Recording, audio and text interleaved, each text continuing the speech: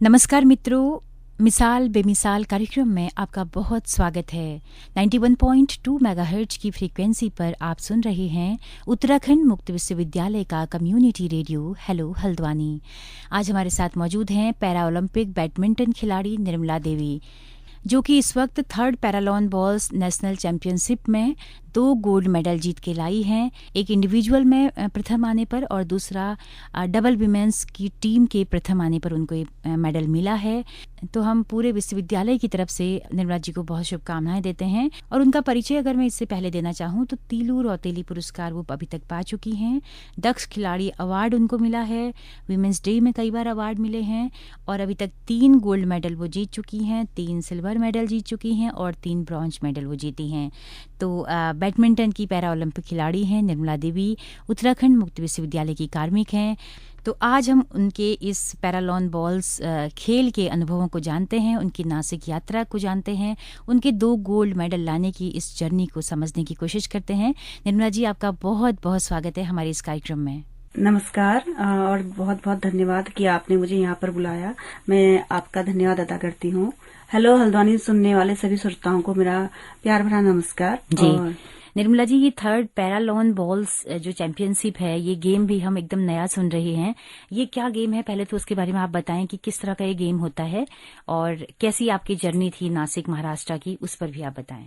जो ये para lawn ball game होता है, ये 4 बॉल बड़े होते हैं और एक छोटी बॉल होती है।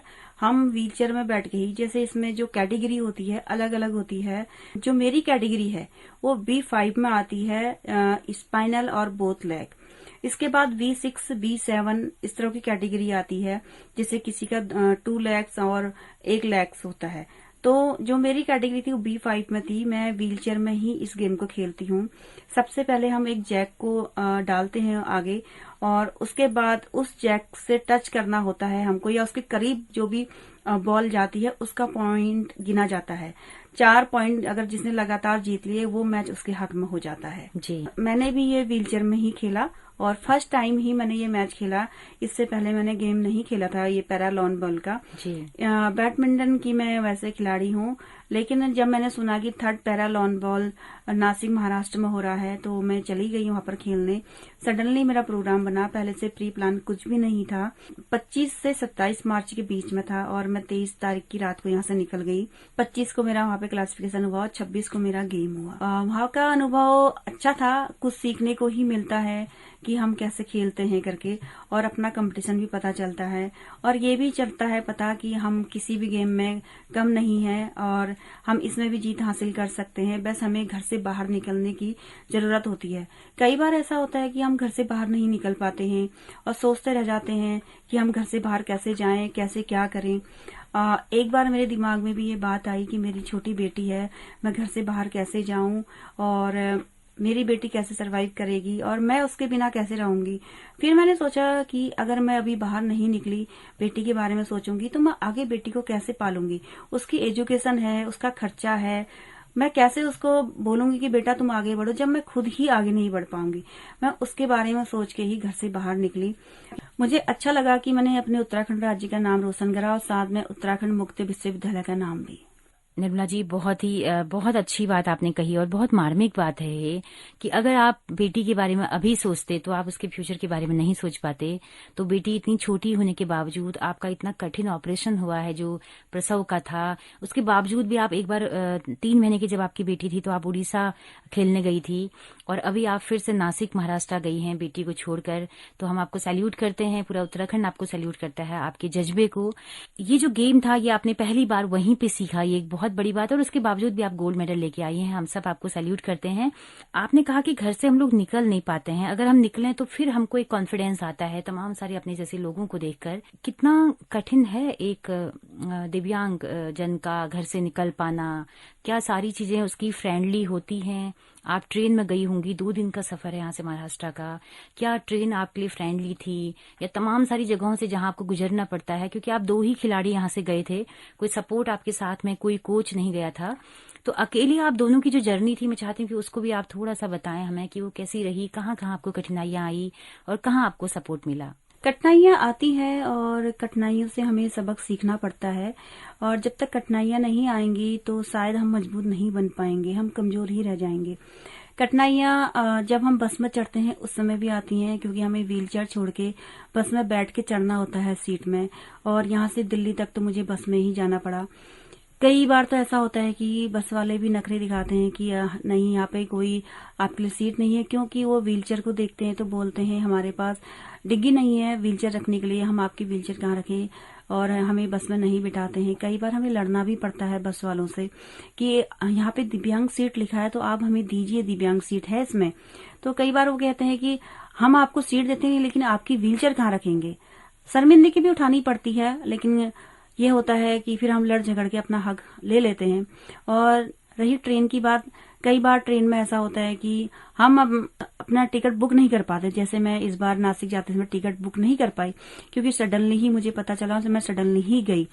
तो जब हम ट्रेन में गए तो जाते तो समय आप जनरल डब्बे में बैठ के गई यहाँ से महाराष्ट्र, जो आपके दिव्यांग लोगों का जो डब्बा होता है? जी मैम, मेरा उस समय क्या था कि दिव्यांग डब्बा होता है, जैसे कि उसमें रिजर्व होता है कि ये दिव्यांग जन इसमें बैठेंगे और उन्हें कोई भी परेशान नहीं करेगा, आम नागरिक। बट क्या होता है कि वो एक दिव्यांग जन के लिए ही रिजर्व नहीं होता है, उसमें आम नागरिक भी बैठते हैं और बहुत सारी मुश्किलें झेलनी पड़ती है। जाते समय मुझे बहुत सारी मुश्किलों का सामना करते हुए जाना पड़ा। जैसे कि हम बैठ गए दिल्ली से जाने के बाद जैसे जैसे स्टेशन आते गए वहां से आम लोग भरते गए। हमने कई बार दरवाजा क्लोज भी करा कि ये दिव्यांग डब्बा है, लेकिन वो बोलने लगे कि ये आपने खरीद ली क्या ट्रेन, जो आप इस तरह से बात कर रहे हैं। कई बार तो हम कंप्लेन भी कर देते हैं। फिर बैठाना पड़ता है कई बार। अब जैसे कि हमें वॉशरूम जाना है, कहीं जाना है, व्हीलचेयर से जाना है, और लोग इतने उसमें खचाखच भर जाते हैं कि हम उनको साइड भी नहीं कर पाते हैं, और चलती ट्रेन में उनको साइड करके वॉशरूम जाना बहुत मुश्किल हो जाता है। फिर भी इन चीजों का हमको सामना करना ही पड़ता है, क्योंकि हमें आगे बढ़ना है। बिल्कुल।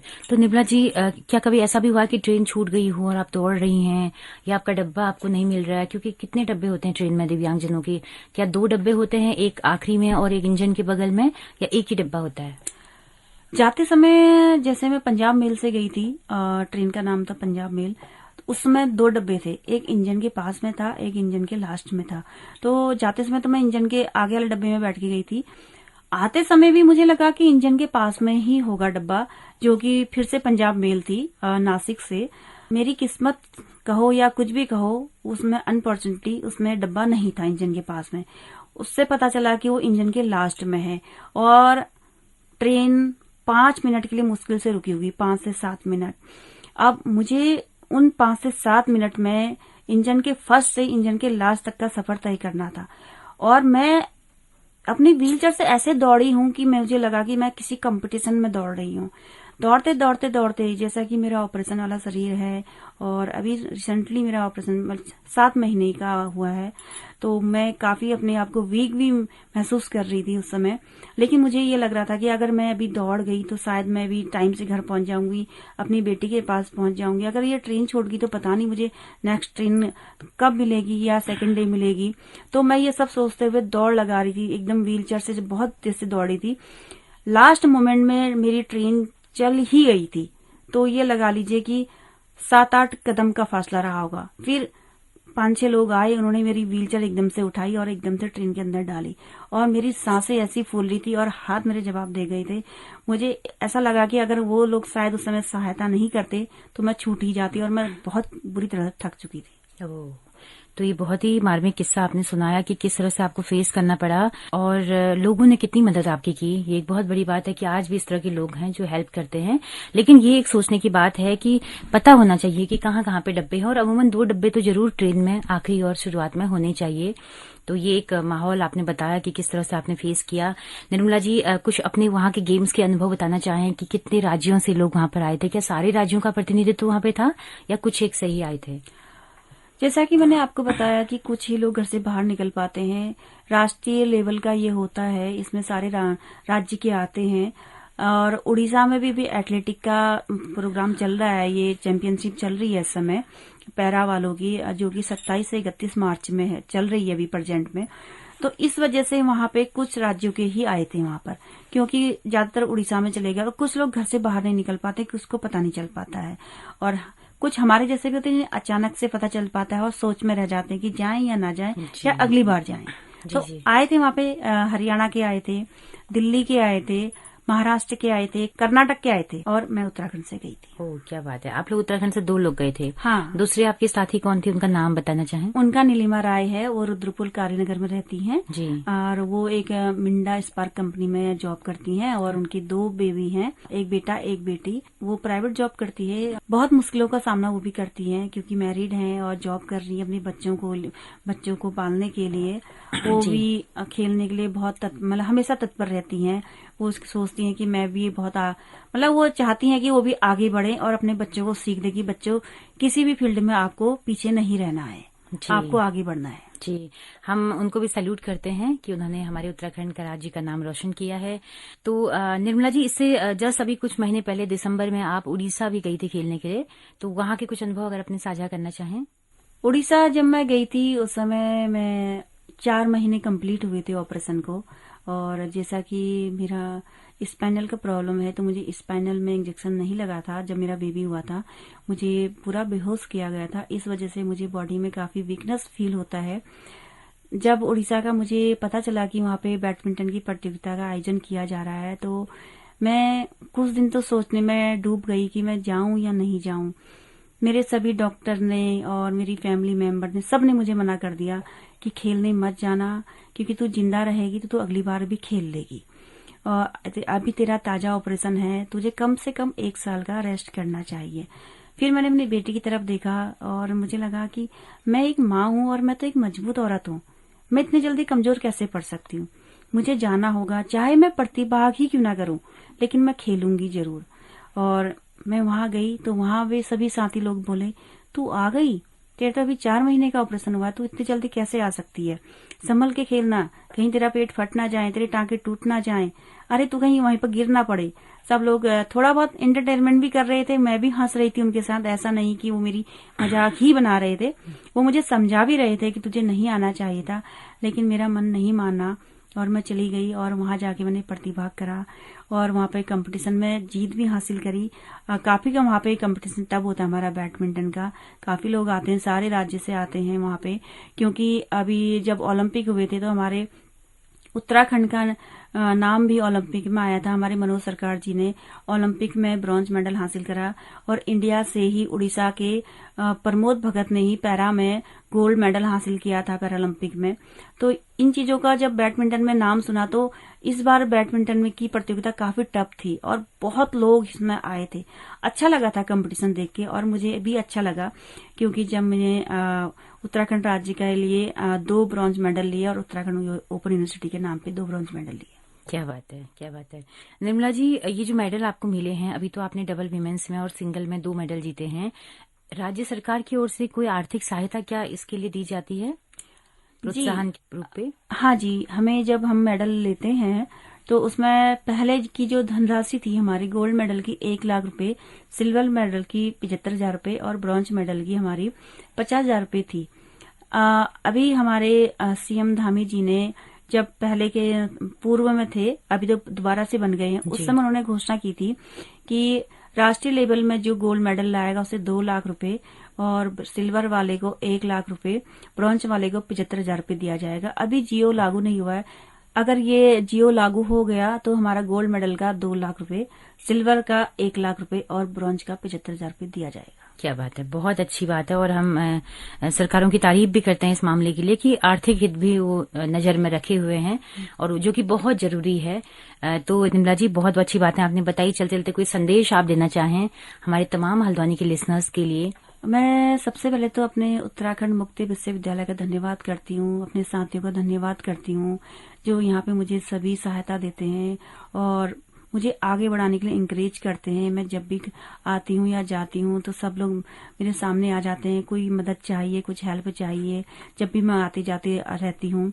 और मुझे ऑन ड्यूटी में यहाँ से भेजा जाता है, मुझे यात्रा व्यय दिया जाता है, फीस दी जाती है। मैं इससे काफी क्या बोलूं कि बहुत ज्यादा मेरे को सपोर्ट होता है, क्योंकि इस सैलरी से मैं घर का भी, बच्चे का भी और बहुत सारे खर्चे होते हैं, ये सब देखते हुए स्पोर्ट्स में नहीं उठा सकती थी।